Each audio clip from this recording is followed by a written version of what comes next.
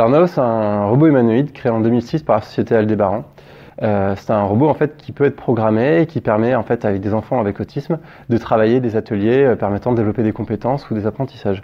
L'utilisation de ce robot en fait nous permet, de par son aspect très neutre, de travailler avec les enfants qui pourraient être intimidés ou perturbés par l'apprentissage avec une personne.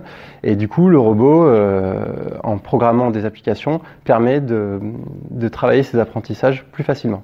Donc le robot est utilisé comme un outil à un instant du développement de l'enfant, et notre objectif dans le partenariat avec Epitech, c'est de créer des applications qui correspondent aux besoins qu'on a identifiés sur le terrain. Voilà.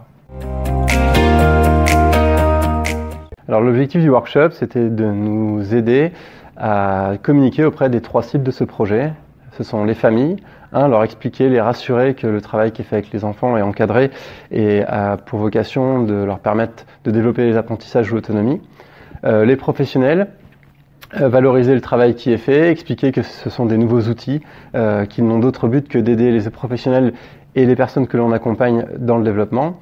Et puis enfin, les institutionnels, toutes les personnes qui nous financent, leur expliquer comment l'argent est utilisé dans certains cas et que le projet est tout à fait sérieux. Alors le bilan de ce projet, il est très positif et pour plusieurs points. Le premier, c'est que le contexte médico-social, le monde du handicap, n'est pas facile à appréhender quand on le découvre. Et les élèves nous ont surpris par leur capacité à s'en emparer, à comprendre un petit peu le fonctionnement. Donc là-dessus, je leur tire mon chapeau parce que c'est vraiment pas facile.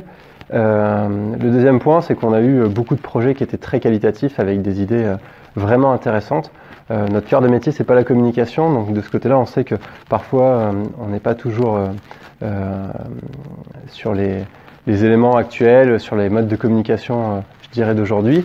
Mais du coup, le travail des élèves a permis pour nous de voir tout le champ des possibles, et ça, c'était très intéressant.